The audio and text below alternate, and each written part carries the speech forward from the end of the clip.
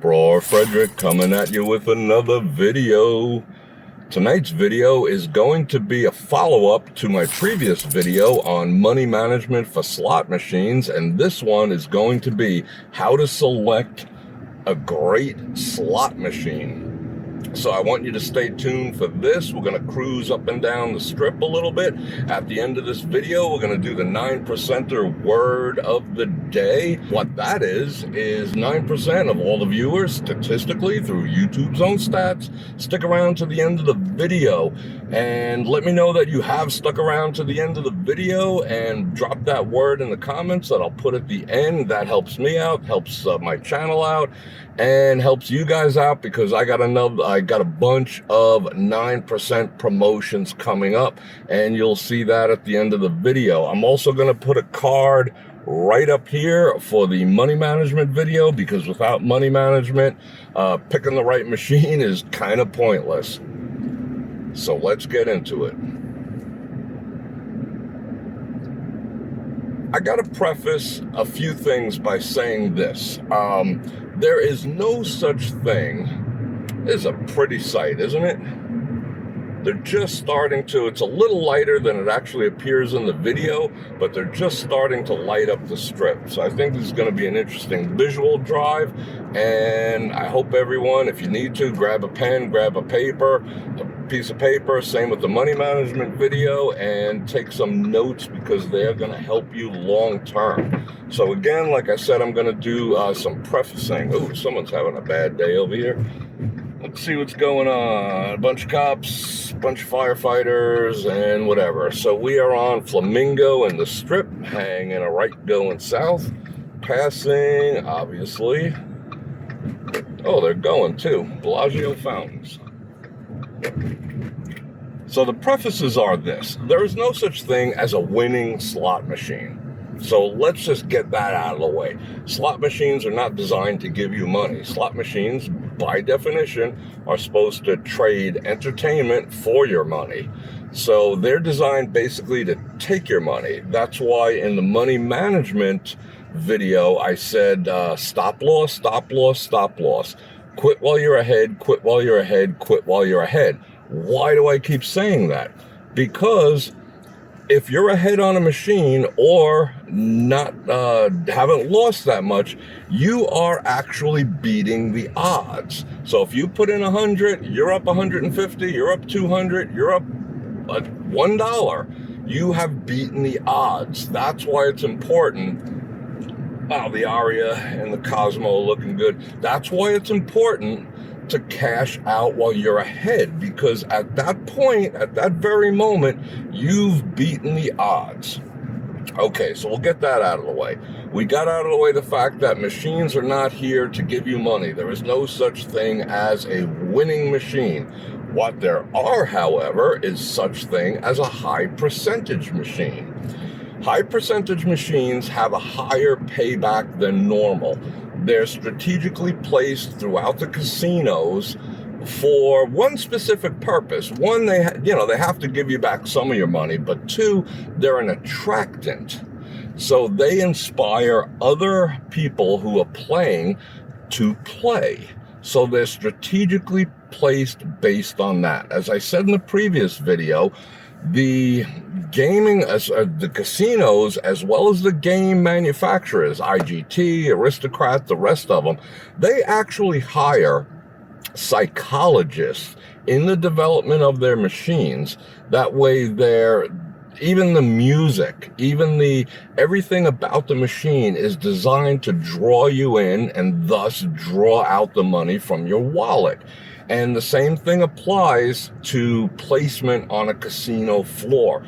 There's theory to it. There's classes dedicated to it at the college where they do the gaming courses. There is actually theory behind this. This is not malarkey. Now, I can't quantitatively tell you why these things are true. I have spoken with professors that teach gaming, and it's also based on my own 30 years of experience, plus playing all over Las Vegas, all over Reno, all over Tahoe, and all over Atlantic City when I'm on the East Coast.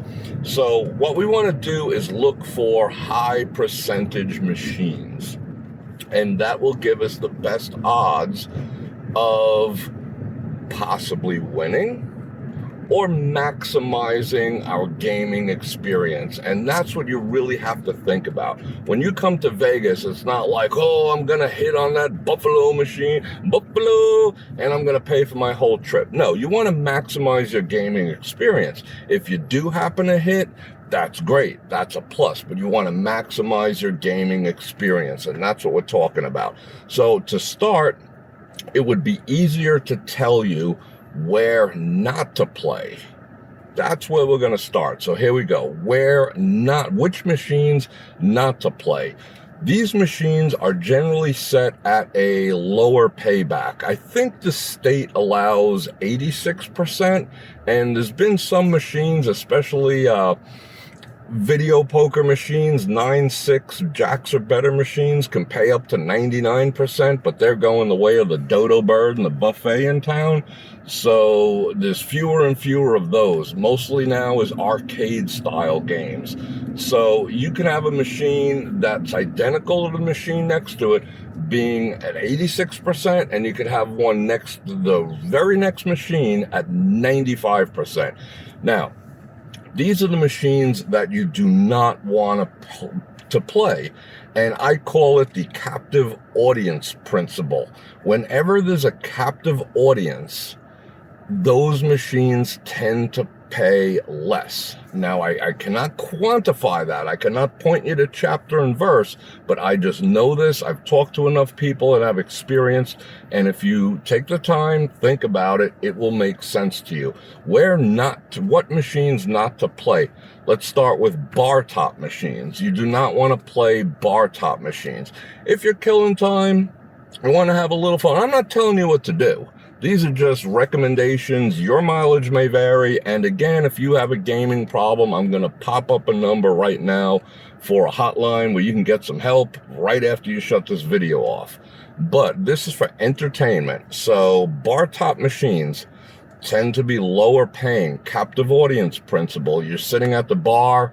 It might be elbow to elbow. You're not switching around. You want your next beer. You're a captive audience in front of that machine. Historically, bar top machines do not pay as well as carousel and floor machines. So that's number one. Now, a low-paying machine, you can still hit a jackpot. So you can say, hey, BS, Bror Fredrik, I hit, a big jackpot on a bar top machine. I hit a big jackpot at the, the Buffalo machine over at the gas station. Of course it's possible. Anything is possible with any one of these machines. At some point, they have to pay back. Now, they could suck the money from 150 people in a row, send them all home broke, and then give one guy a jackpot. That's how it works. It's not dollar for dollar. Put in 100, get back 90. Put in 100, get back 90. It doesn't work like that. It could be, put in 500 and the guy after you gets the jackpot. There's no rhyme or reason to it. They're programmed to dispense and to give back a certain percentage. When? Who knows? So yes, a low-paying machine, the crappiest machine in Vegas, can hit a jackpot. It is going to happen, but you don't want to sit there and hope for the best. So bar top machines are out. The next thing that you want to do, and follow the thinking behind this, you do not want to play a machine that's facing a bathroom. You just don't. You don't want to face a machine you don't want to play a machine that's facing the bathroom. And I'll get into the next one. You don't want to play a machine that's facing a buffet. You don't want to play a machine that's facing a restaurant. You don't want to play a machine that's facing table games. Now, I just rattled those off, but hear me out here. The reason you don't want to play those machines, I'm going to bump up this exposure a little. Let's see here. All right, that's a little better. Got dark really quick tonight. Okay, the reason you don't want to play these machines is because, again, the captive audience principle. You're waiting for your wife, your girlfriend, your boyfriend, your husband, your whatever in the restroom, and you say, well, they're taking a little time. There must be a line in there. I'm going to slip a 20 in this machine. Okay. I'm waiting for the buffet. They told me it was about a half-hour wait, so I'm just going to play this machine right outside the buffet and keep an eye on the line. I'm going to watch my best friend, play craps for 2 hours. That's his thing. I'll just kill time at this machine, but I can keep an eye on him from here because the machine's facing that way. My reservation is in an hour. We showed up early. I'm going to sit here, slip 100 in this machine. You see what I'm getting at? So it's a captive audience. So these machines that tend to be lower paying are in areas of waiting, of static waiting for something else that you could probably be doing. And you're not going to feel bad if within a half an hour you slip in a 20, you slip in 100, you slip in 200 while you're waiting for your buffet, because that's just entertainment. I was waiting for the buffet. I was waiting for the wife to get out of the restroom. And that's what happens on those machines. So now if it's in a carousel, I should actually turn somewhere over here. Passing the Vegas sign. Shout out Vegas sign. Now, if it's in a carousel, if it's in a 4-square carousel and you got one face in the restroom, that doesn't mean they're all bad. That doesn't mean they're all low percentage machines. It's the one specifically pointing towards areas of waiting. So think about it. When you're looking at machines, if it's in an area of waiting for another activity, generally those machines are lower percentage machines. I gotta put my light on and look at my notes here. Okay. Another area, which brings up another topic of conversation for another video, is non-smoking sections. It has been my experience, again, I can't quantitatively prove this, but it has been my experience that we're going to turn around and hit the strip in a minute and give you guys something to look at while we have this chat. In non-smoking sections, again, going back to the captive audience theory, they tend to be tighter machines than the rest. Why? Because you have chosen that. You have said to yourself, okay, I want to be in a non-smoking section. I cannot stand smoke. Everyone's puffing in here. The place smells like smoke, which, by the way, all the casinos, since they reopened, I haven't entered one yet that smells even remotely like smoke. One, people are smoking less because of the whole mask thing. They've cleaned these places from top to bottom, cleaned the carpets, cleaned the walls, cleaned everything else, and back to a view of the city. So you're going to notice almost no smoke. So now in these no smoking sections, you're making a choice. You're creating yourself as a captive audience in a specific section within the casino, and you're going to choose to play there. So the casinos, logically, I'm not calling out anyone in specific, but I know if I owned a casino, I would lower the percentages in the non-smoking sections, because you're making a choice to go there. You're not going to have the hugest selection of machines. You've already shown your reluctance to go anywhere else in the casino. So now I have you as a captive audience. So I might crank down the percentage on that a little bit. So just be aware of that. But it's been my experience every single time that I've played in a non-smoking section, those machines tend to be tighter. Shout out Vegas sign. I never ever get bored of seeing that. Shout out Harley sign. Never get bored of seeing that.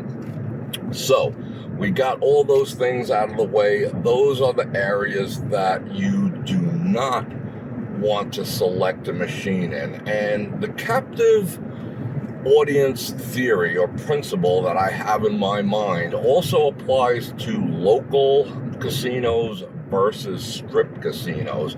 And we're going to get into that in another video. Is it better to play at a local casino or is it better to play at a strip casino?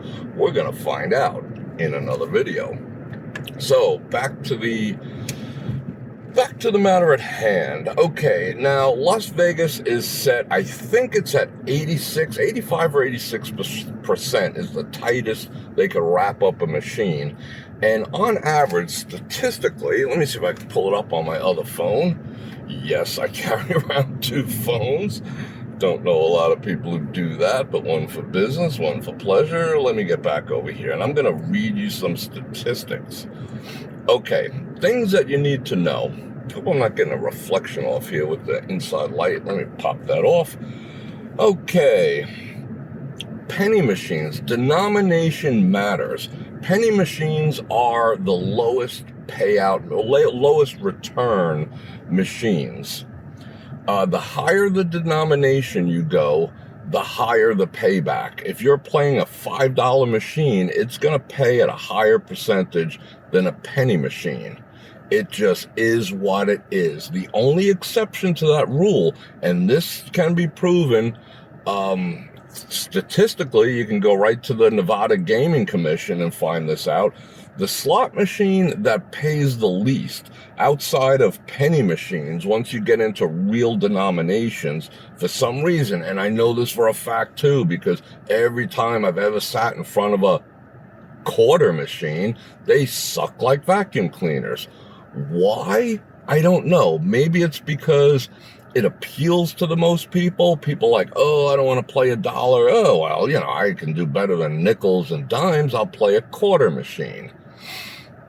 I think that's possibly the theory where they set up the quarter machine in the sweet spot of the denominations, but quarter machines statistically on the strip around town throughout Nevada have the lowest payouts of all the machines. I mean, we're talking a hair above a penny machine, and a nickel machine beats a quarter machine. So go figure that out. So that's another thing I'd add. I would not play quarter machines. You're better off playing $1 machine or going under. Now, all these multi-denominational machines where you can bet, like, the arcade style where you can start out with 60 credits, which if you're playing at a penny denomination is 60 cents. You can go all the way up to like $20, 15, 12, whatever the denomination is set for on these machines. You can play some high limits on some of these arcade style machines, anywhere from 60 cents.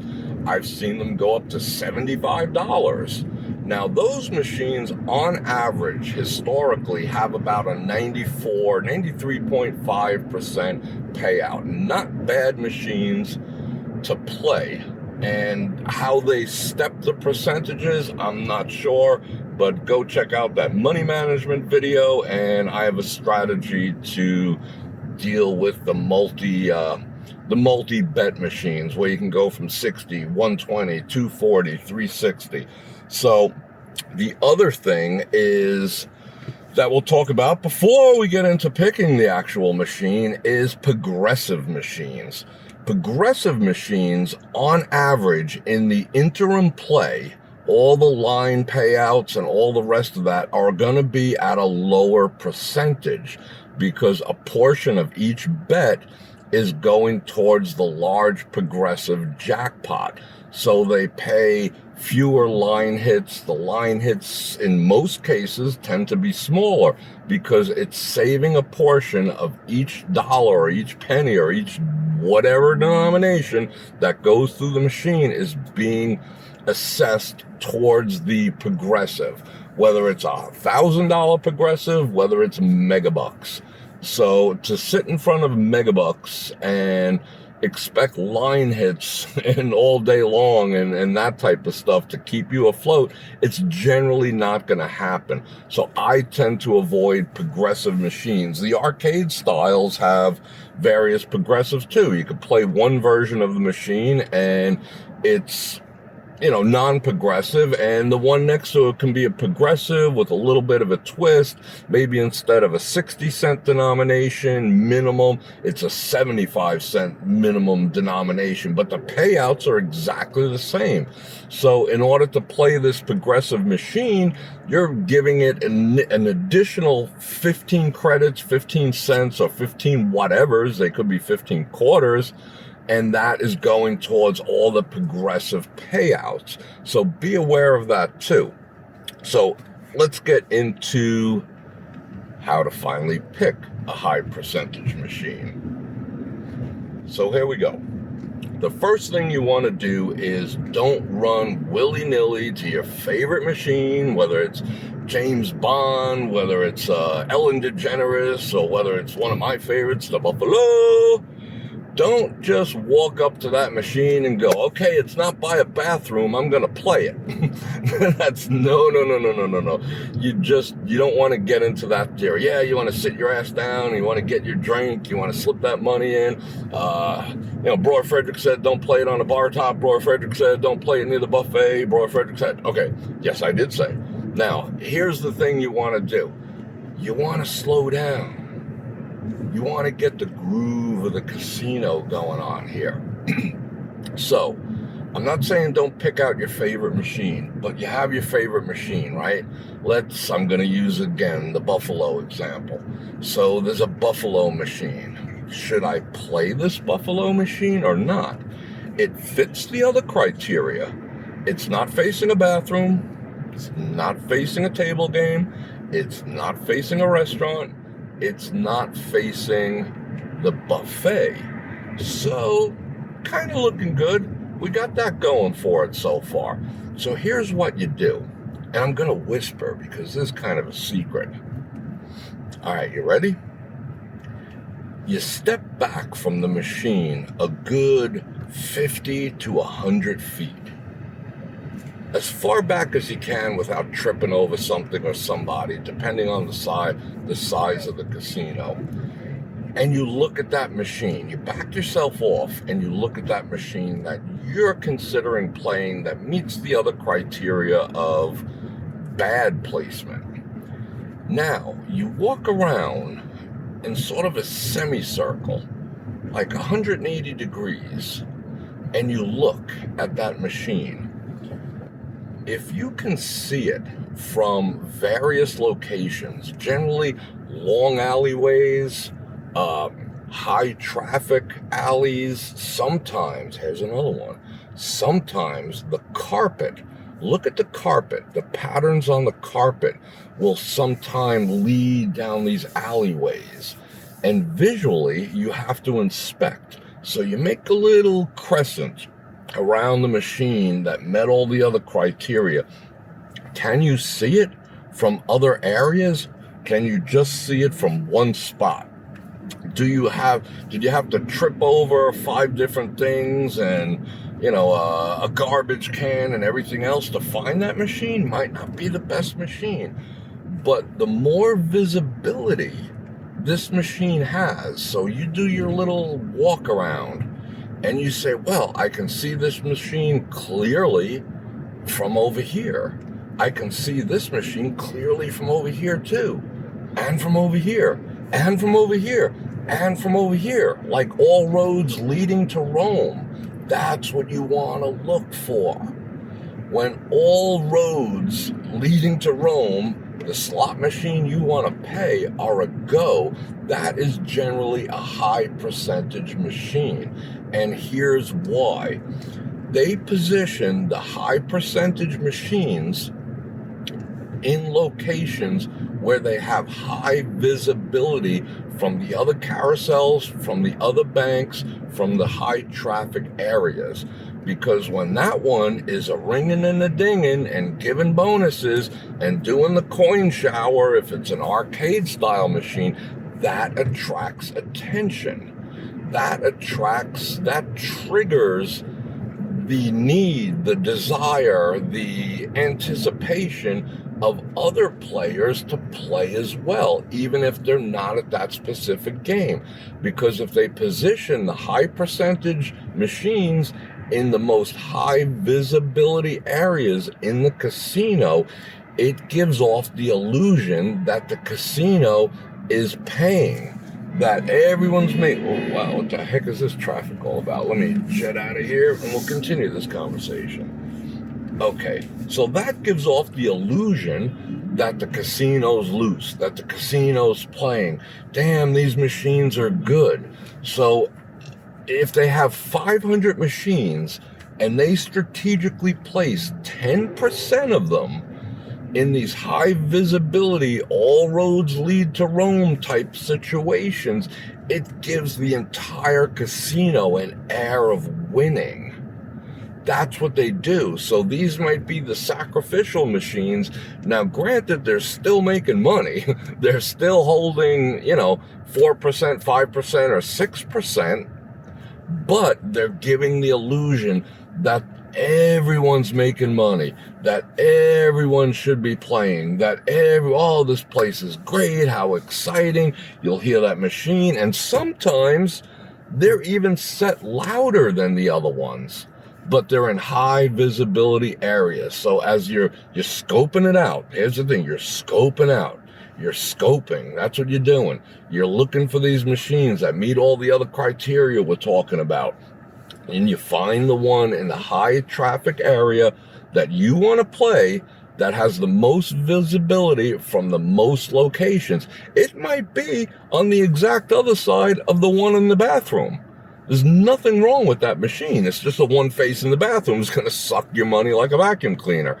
But the one on the opposite side, or the one catty corner to that has visibility from reception area, from the main aisle down the center, from the 2 aisles to the left of it and the 2 aisles to the right of it, and for a bonus, excuse me, even the carpet is pointing towards it. You got the best chance at that machine, and that's the machine you want to sit down at. Now, here's another thing. You do not want to sit down at the machines next to it, because that's the other sucker trick. When they place a high percentage machine, they flank it by low percentage machines. So a lot of people, they're like, this one really isn't doing good. I put in, $100, I'm down to 90. Let me try the one next to it. No, give that one a chance. Number one. Number two, you go to the one next to it. And that's done on purpose too. Because if I'm sitting in front of the Buffalo and it's paying, and the Buffaloes is roaming, and I'm making money, and I'm getting coin shows, and I got a big old smile on my face, you're going to want to sit down next to me, at the machine next to me, because it's also a Buffalo. So now, you see where we're going? See the mentality. You got to get into the mentality. This is the thing. Get into the mentality. Tell yourself, wow, we're just stuck here, but I'm yapping. So I hope you're enjoying this. Hope you're learning something. But here's what I'm going to tell you. Think about it like this. What would you do if you owned the casino? What would you do if you were in charge of placing the games? Like that dumbass on the movie Casino. What would you do? How would you set everything up? You would set it up exactly how I'm discussing. You'd set up your high percentage machines in the most visible places to give the illusion of a loose casino, good times for everyone. You'd set up the lower paying machines in the stagnant areas where people are forced to wait, and they're gonna play those machines to what? Kill time. You see what I'm getting at here? So think like a casino. Don't think like a gambler. Don't think like a gamer. Think like a casino, and it won't let you down. So that's what I wanted to discuss. So those are the criteria. Stay away from, go back, watch this video 2 or 3 times. I'm gonna pull into the wind right here. Got a little chatting I gotta do with someone. Oh, damn. No, I'm gonna hoof around the long way. I'm so used to pulling into these casinos and valeting. I just cut that dude off, but I don't care. So watch this a couple of times. Get back to what your machine that you're gonna pick has to meet criteria. So let's summarize real quick. The criteria is the machines that you shouldn't play. We covered those, where they're facing, stagnant areas of waiting. You do not want to play those. Then you want to look for machines that have the most visibility in the most amount of alleyways, high traffic areas, and from different locations. So you find your machine, you do this little crescent walk from about 50 to 100 feet away, and you keep your eye on that machine. And if you can see it from all different locations in that little crescent walk, that is a high percentage machine. You do not play the ones next to it if you get bored. You play your sessions as we discussed in the money management, and then you go from there. So those are my recommendations. Last thing as I pull into the parking garage, we will discuss superstitions. Gamers, gamblers, slot players, whatever you want to call yourselves. We all have our superstitions. Some people talk to the machines. Good on you. Go for it. If you want to talk to your machine, talk to your machine. I'm not saying don't be superstitious. A lot of people say, oh, is superstitious? That's just dumb. Because let's go right up to the top. Maybe I'll even take you out of the car. Let's see what it is when we get up there. Oh, that's dumb. These things, these machines are just machines. They're set at a certain thing, blah, blah, blah. If you want to talk to your machine, talk to the frickin' machine. If you want to, let's see, where's the best view? Okay, we're going to park. Well, not the park. I'm just going to sit right here. And this is where we're going to wrap it up, looking at the Palazzo. If you want to talk to your machine, talk to your machine. There we go. That's a pretty view right there. If you want to talk to your machine, talk to your machine. I got my own superstitions too. What I do is I almost never, ever play a machine that the last person cashed out 8 cents. It's just like my head is not right to sit down on a machine that just sucks some poor guy dry or gal dry. If I sit down in front of a machine and it just paid out someone $388.72, I'll sit down at that machine too, if it meets all the other criteria, of course. Now, why? That could have been a losing session too.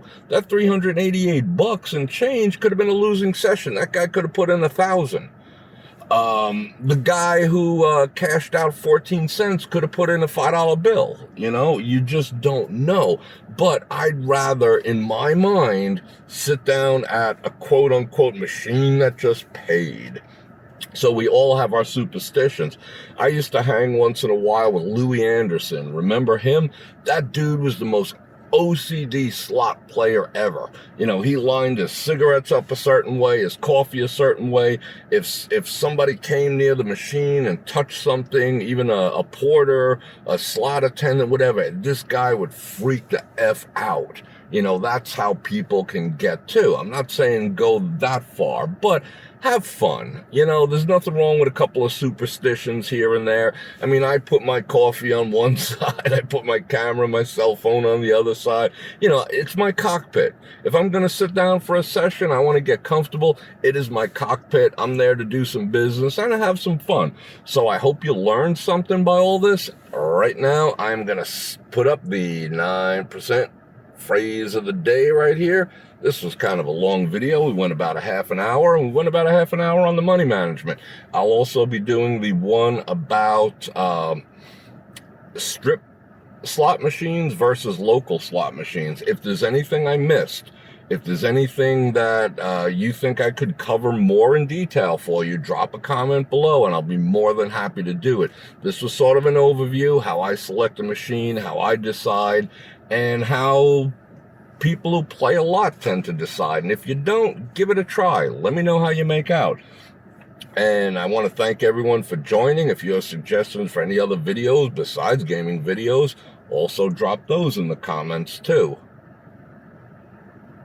And on that note, Bror Fredrik out.